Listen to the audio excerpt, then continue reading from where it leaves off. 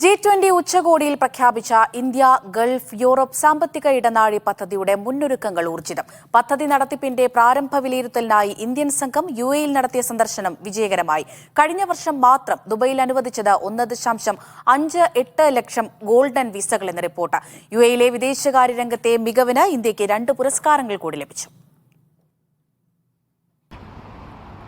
India middle east Europe corridor പദ്ധതിയുടെ പ്രാരംഭ പ്രവർത്തനങ്ങൾക്കാണ് ഇപ്പോൾ തുടക്കം കുറിച്ചിരിക്കുന്നത്.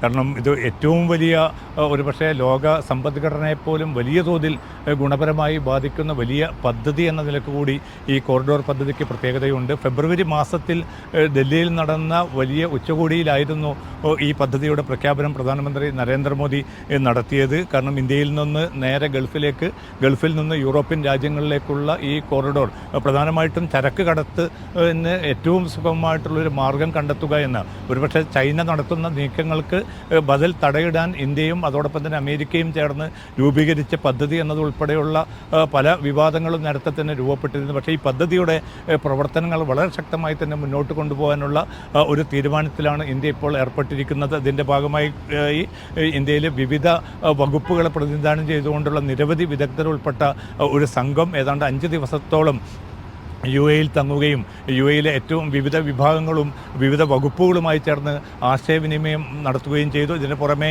അബുദാബിയിലെ പോർട്ടിലും അതോടൊപ്പം തന്നെ ദുബൈ ജബലലി പോർട്ട്, ഷാർജ, അതോടൊപ്പം തന്നെ ഫുജൈറ ഈ 4 ഇടങ്ങളിലെ പോർട്ടുകളിൽ പ്രത്യേകമായി തന്നെ ബന്ധപ്പെട്ടവരുമായിട്ട് ചർച്ച നടത്തുകയും ചരക്ക് കടത്തിൻ്റെ സുഗമമായിട്ടുള്ള കാര്യങ്ങളും അതോടൊപ്പം തന്നെ ഭാവിയിലേക്ക് ലക്ഷ്യമിടുന്ന പദ്ധതിയുടെ മറ്റ് പ്രധാന പ്രത്യേകതകളും മറ്റുമൊക്കെ ഈ സംഘം വിലയിരുത്തി അവർ തിരിച്ചു പോവുകയുണ്ടായി.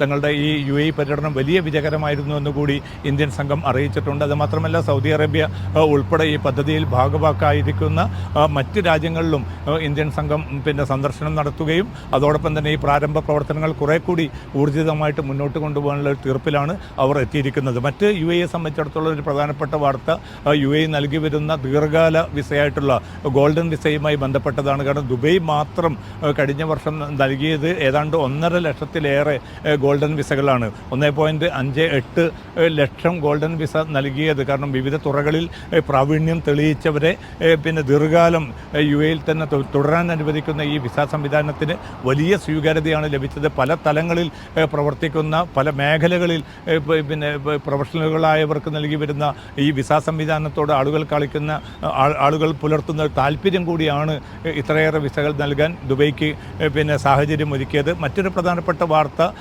ഇന്ത്യ യുഎഇയുമായി ബന്ധപ്പെട്ട് വിദേശകാര്യ മേഖലയിലെ യുഎഇയിലെ വിദേശകാര്യ രംഗത്ത് മികവ് തെളിയിച്ച രാജ്യത്തിനുള്ള പുരസ്കാരം ലഭിച്ചതിൽ ഇന്ത്യക്ക് 2 പുരസ്കാരങ്ങൾ ലഭിച്ചു എന്ന ഒരു പ്രത്യേകത കൂടിയുണ്ട്. ഏതാണ്ട് 18 രാജ്യങ്ങളിലുള്ളവരെയാണ് ഈ പുരസ്കാര ദാനത്തിന് വേണ്ടി ഈ യുഎഇ ക്ഷണിച്ചു വരുത്തിയത്.